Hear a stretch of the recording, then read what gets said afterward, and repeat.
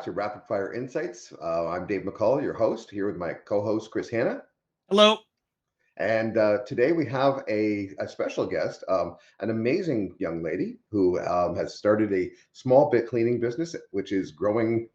I don't know. I've never seen a business grow this quickly in this area. Um, she's gone from a organizational business to a cleaning business. She's taken on, well, we're going to talk to her, but a ton of new work and a ton of new employees. You I know think her she's personally. absolutely incredible. And I could tell from personal experience because we're using her services in my household. She's absolutely amazing. She's amazing to talk to and connect with as well. I think that people are going to love this episode. So I'm excited to have her on. Well, let's bring her on. Hi. Hi, Hello, Mandy. Mandy. Hi, how's it going? Good, good. Thanks for coming. It's great to Thanks. talk to you today. Thanks for inviting me. Um, so basically, Mandy, I'm just going to start off with a few basic questions of you. You were doing something else. You were not an organizer. You were not a cleaner running cleaning businesses. You were working, at another job, Yeah. and decided to transition. What got you into the organizational industry? So I think that for me, I transitioned in during COVID. So during COVID, I was working for an industrial company.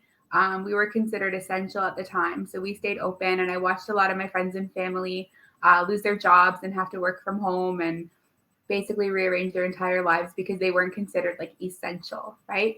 I did some soul searching during that time and realized that I didn't find myself to be essential working in a corporation. I wanted to do something that I actually thought was essential to like real life people. So I started organizing on the side to supplement my income and give me like a little bit of a passion project. And it just kind of blew up from there. Do you find yourself like always having a little bit of entrepreneurial tendencies, or is that something that just kind of developed over time? Like, did you always think like maybe at some point I just want to create my own business? Like, how'd that come about? I've always wanted to create my own business. I actually found my transcripts organizing our garage. I finally got Jeff to do it. And we were out there and I found like an old bin and I found my high school transcripts and I got 100% in entrepreneurship. That's the one and only class in high school I got 100%. So So you I were born think to I was it. onto something back then. Yeah. So now, why organization? I mean, a lot of people, they go into different skills.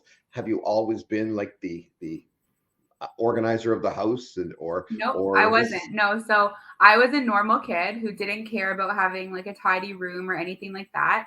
I moved out west when I was 20 and I was only able to bring a couple suitcases with me. And at that time, I learned minimalism quite quickly, right? Like I took my entire life in 2 suitcases and left the province. When I was out there, I was working for a hotel. So I was a house cleaner, a housekeeper. So I learned that kind of everything has its place and everything is very easy to clean and keep tidy when you don't have that much stuff and everything has a home, right? So I learned those concepts, not really knowing what I was learning as I was going through it. And when I came back and I, got a house here and I started my life here, I carried the same principles through because it just made me feel very peaceful in my home, knowing that there was no clutter around me and I didn't have to, sort through things to find things. I liked the way that it made me feel. So I decided to help my family, whether they wanted my help or not. I would go barreling into their houses and start organizing and purging for them. And I love it. I think it's so much fun. When I'm purging, it feels like Christmas, right? And when everything is sorted and I can see people's like weight lifting off their shoulders, like that's fulfilling to me. So Can you talk about a little bit about like what you do with you have a lot of different services actually that you offer with as the organizer. Can you talk a little bit about that and then how that relates to minimalism? I don't know, minimalism as we kind of talked here about. Yeah, for sure. So I do have quite a few services. They're all kind of integrated. They all kind of intertwine together. It's just very client specific. All of my clients are very unique. So my services are kind of tailored to whatever it is that they need. So I have clients that are, hoarders, I guess you would say, or people who have accumulated a lot of belongings over time. Dave, I'll help you whenever you're ready. Oh, I'm terrible. I am.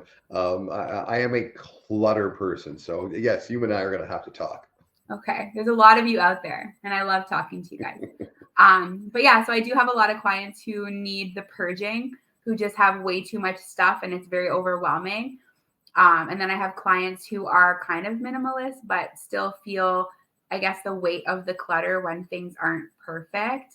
And then everyone in between, right? So my services go from spending, we could spend weeks and weeks and weeks just purging, or it can be really about creating systems to make sure that, when we're done organizing, the maintenance is there. Now, have you ever run into a true hoarder? I mean, like, newspapers piled up. You'll have to walk through all the Yeah. little pathways they've created. Yeah. So you've run. Actually, I've seen those on TV, but I mean, have you ever run into one in real life? I have. The difference that I think that I've seen based on the TV, compared to the TV show, is the hoarders that I've worked with are not dirty people. And I've done a lot of research on hoarding actually, because I find like the psychology behind it and the reasons behind hoarding is very interesting to me. Obviously, I want to learn as much as I can before going into these situations, or just kind of pick up information as I go. But the people that I've worked with who have a large amount of items are not dirty people. Their house is not dirty. There's not, little animals crawling all around in there. Like, it's nothing like that. Whereas the TV show makes it look really bad. Like, I know those situations are out there for sure, but I haven't come across that yet. Mine are just, most of these people are very sentimental and they attach memories and sentiment to materials, right? And when you do that, it's very difficult to get rid of those items. So they're looking for the support, someone to sit there with them and help walk them through the process, ask them the proper questions, and kind of help them grasp, what life's going to look like without these items in it. It's really just facilitating the process with the hoarding. Well, and you mentioned like the psychology around it. I imagine for some folks that you work with, that's a very tough and even emotional time to try and say goodbye to something that they've been holding on to for a while as you're going through that process. You probably it probably unlocks maybe some deep conversations or brings up a lot of emotions for some folks as well, probably. Yeah, it does. And I think that that's why some people just avoid it, right? And they just put it to the side, and then they want to avoid the next thing, put it to the side, and it piles up. And then, yeah, absolutely. We're going through box after box after box. We're uncovering things from a lifetime, right? So something that may have, triggered a memory from something really sad in their life that they weren't ready to deal with. And that's why it's in the pile. So we uncover all sorts of things, all sorts of emotions while we go through the process.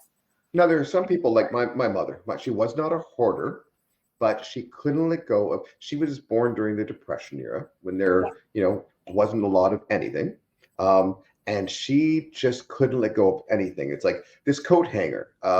Yes, it's bent and broken and everything else, but we might be able to use it someday. So she just couldn't throw things away because you might need it. Do you run into a lot of that as well? I do, yeah. And I run into a lot when it comes to the Great Depression. The people that lived through that, or the children that came from that, they learned to live a certain way.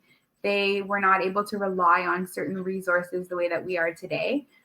So in those cases, I see a lot of overstocked food, right? And we go through the food and probably 3/4 of it is expired or it's not good anymore. Right.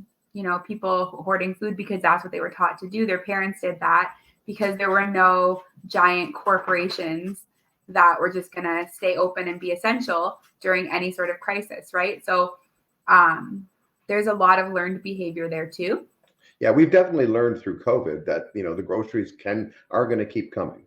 Yeah. The food is there. You don't have to hoard anymore. But yes, my mother, when I was a kid, we had like 3 freezers, always stocked to the top, fridge always stocked, cupboards always stocked. I always used to joke that if anything bad ever happened, in the city, everybody could just come to our house. We're going to be fine. Yeah.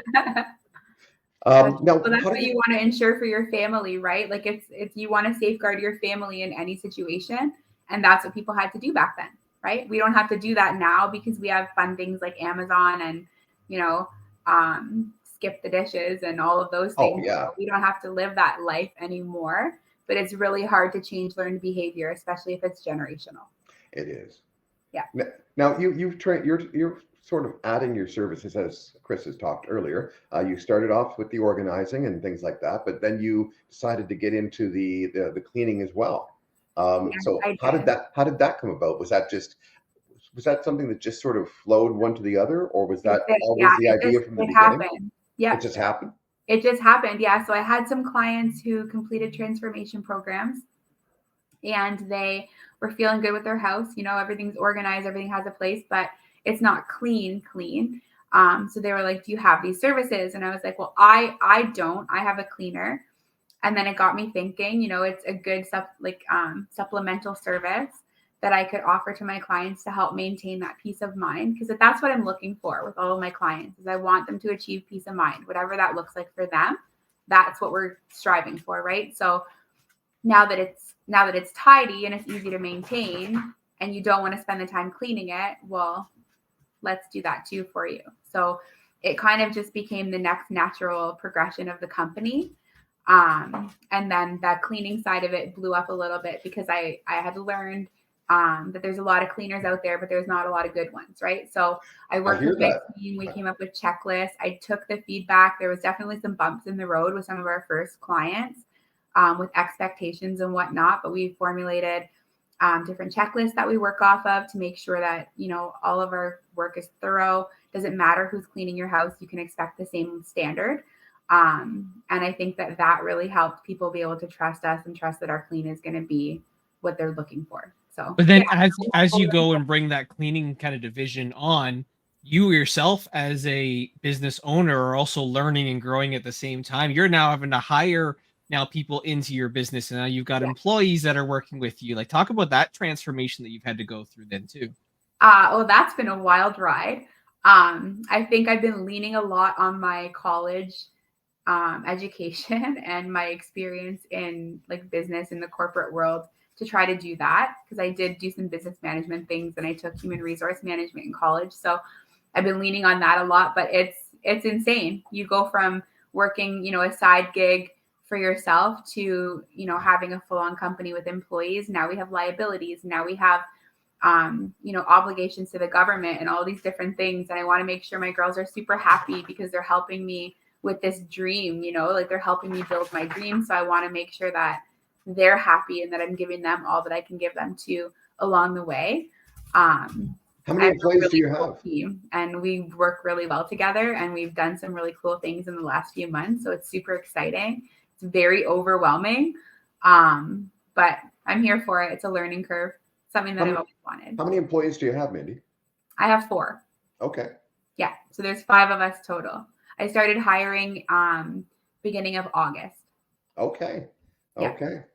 And you were just mentioning before the show that you have some potential new clients in sort of a an apartment style, you know, type of situation. Yeah. Are you getting more attention from the apartments and home, you know, the homeowners and the real estate? Not yet. So I haven't really marketed our business to the real estate market just yet. We have done some packing jobs for people. We have done like some purging before packing and moving and that type of thing. I haven't really been advertising that yet though, because I don't want to move too fast. I want to make sure that Smart. what I'm offering is quality, right? Um, so no, we're not doing that, but we did partner with a local property management company and we're doing the cleaning in their rental units. So that's keeping us busy on the property management side. And then we have our regular cleaning clients and our regular organizing clients as well. What do you attribute as being like the channel that's really helping you grow the most in terms of like attracting new customers and new business? Oh, it's all Facebook and word of mouth, I would say too. Yeah. Yeah, the two. Now I see you on videos. You know, I've been seeing you talking about it lately. I'm seeing more and more of them. Are you finding a good resource from the videos? Is there a good turnaround from that, or are you just having fun with that, or because it looks It's like you're fun. having fun? It's so much fun. So I worked with Chris. I did a batch content creating session. It was super fun. It was a ton It of was fun. crazy. It pulled me out of my comfort zone like dramatically. It's a lot of fun. I have released a few of those videos and I do have some more to release. I'm nitpicking the crap out of myself in those videos though. So I need They to. were amazing videos, Mandy. Yeah. You're being too hard on yourself. I thought they were great, the ones I've seen. Well, I appreciate it. I got my hair, so my hair was red, and then I'm going to brown for the wedding, and I had this weird like stripe of like a weird color in the front of my hair that my cousin's my hairstylist, so we thought we would just kind of like experiment with this piece of hair, and I don't know. I just stare at it every time I look at these videos. It's a hair thing. You're being too hard on yourself. I could re-render those videos, Mandy, and make them black and white if you want, or something. No, it's okay. I'm going to share them anyways because nobody has perfect hair, right? Absolutely. No, I thought they're great. And you know, I think that for small businesses, you understanding the power of video, a lot of them don't. It makes a big impact when people can see you and hear you. Yeah. It's that you start that connection. It's easier to share your story, I think, is. than just It like a is. static post. It is for sure. And in addition to that, too, like the work that I do with organizing, it's very personal. Like I am digging through your closets. Like I am going to get to know you better than a lot of people know you because I'm in all of your stuff.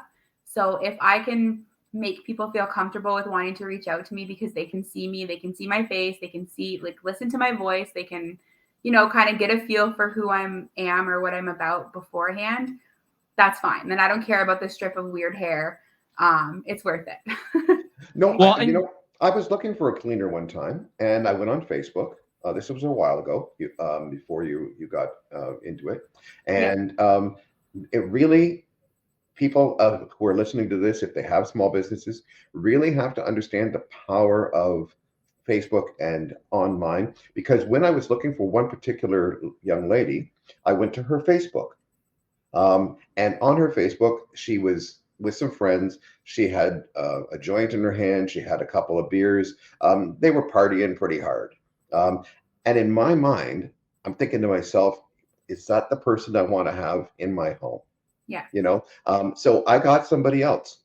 Now, maybe that's a bit prudish, but you know, the power of networking or networking of video and the power of Facebook and you know getting that connection with people is huge. It's huge for business. Yeah, I agree with you. Especially if you're trying to put on like a professional front, you definitely need to monitor what you have on your personal page because everyone's going to creep you. Absolutely. That's totally fine, right? I'm going to creep people too. I do it when I get a, maybe I shouldn't say this on here, but I do. So I will. That's fine. So when I get a message in my inbox, I do try to creep that person and see who I'm meeting up with, right? Because I offer a free consultation and I'm curious of who it is that may be hiring me and if it is a good fit or if it's not a good fit, right? I want to make sure that I'm equally as comfortable as my client is during the process because that's how I can best help them. So I do it too. I do the same thing with the world of networking. When somebody puts onto the group to join, I don't just hit OK. I go to their Facebook. I make sure that you know what they've got in there is appropriate and that it fits what I'm trying to build. Yeah. And if it doesn't, I'll tell you, you know, in a single week, I'll get maybe 60, 70 people wanting to join the group. Probably only 20 are I let in because the other ones are either fake accounts or they're just not a good fit for what we're doing. So it's not creeping anymore. I think that's a bad word to use. I think it's just being prudent about who you want to have in your circle. Yeah, like you want to sit there and like have the right people. And I know, Mandy, you've also seen and like been able to leverage the power of networking. Like we see you at these different networking events and connecting with people as well, whether that's giving you either new connections or maybe new customers or new people that can help you in your business as well. Can you speak a little bit about that? Just that power of networking that you've also learned throughout this journey? Yeah. So I was so nervous to start networking, which is weird because I was in outside sales and in industrial space for a while before this, but I was nervous.